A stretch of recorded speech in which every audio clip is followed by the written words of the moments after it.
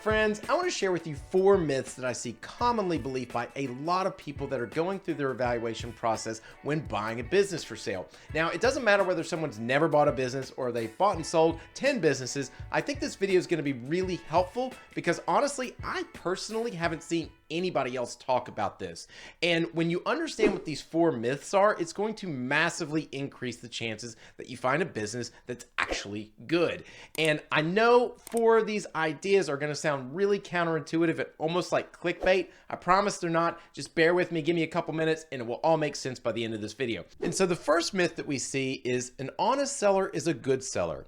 And some of the worst businesses I've ever seen hit my desk in terms of evaluation have come from honest sellers. So I would instead encourage you to believe that honesty is overrated and what is omitted is underrated. Now, granted, it can be difficult to know what might be omitted, but when you start thinking like this, you start knowing where to dig. So whenever the gym owner that makes $200,000 a year and you find out, yes, he is making $200,000 a year, but his lease is about to double next year, hey, it doesn't matter that he's honest. This thing is still going to be a disaster in some sort of way. Same thing for whenever honest seller says I'm working 5 hours a week and people pat themselves on the back whenever they verify that he really is working 5 hours a week.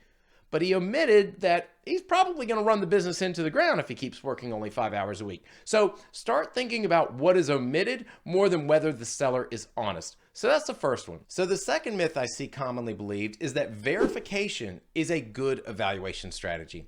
And this oftentimes doesn't really work out all that well because let me just give you an example. Let's say there was a delivery company and it comes with 5 trucks and the seller is saying that here's the odometer, here's the year, here's the VIN, and someone that is buying the business will verify. They'll go to the terminal, they'll look over the trucks, they'll match up the VINs, everything comes out perfectly, verification complete. And then they realize after they buy it, they need an additional 3 trucks to operate the business successfully. So what I would encourage you to believe is that verification is overrated and what is underrated is sustainability. Doesn't matter if everything he's saying is true if you can't continue to operate the business in the way that he is portraying it to be. So that's the second one. And so the third common myth that we see is whenever buyers believe that confirmation of industry norms with an individual business is a good thing. In reality, it's not good or bad, and it's oftentimes just simply misleading for a lot of people. Let me give you an example.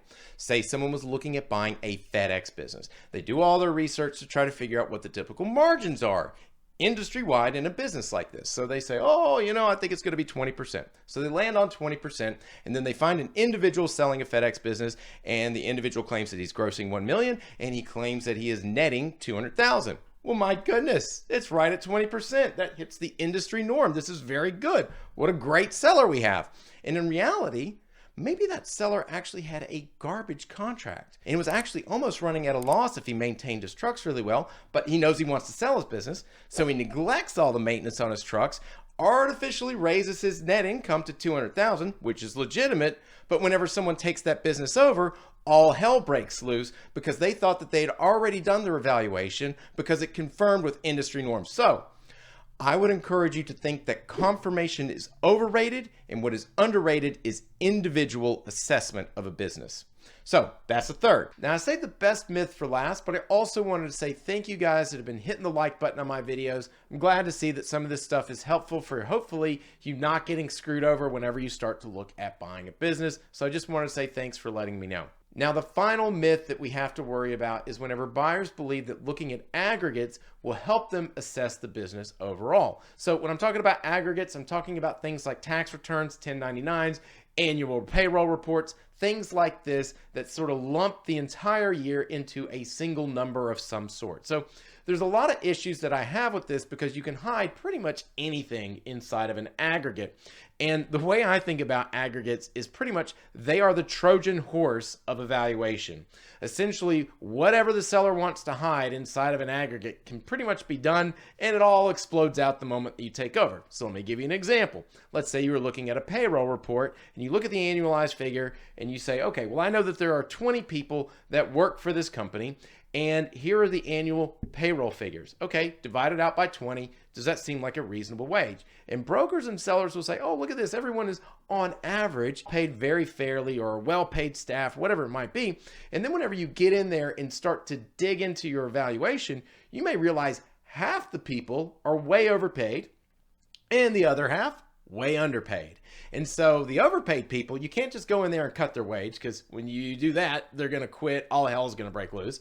And then for the underpaid people, they pop up your first week that you've taken over and say, hey, man, where's my raise? The seller told me you were going to give me a raise, man. Where's my raise? And so it's like, God, I wasn't even planning on giving you a raise. I didn't know that that was a thing. I verified that the annual payroll reports were accurate. I divided up evenly between the drivers, and it seemed pretty reasonable.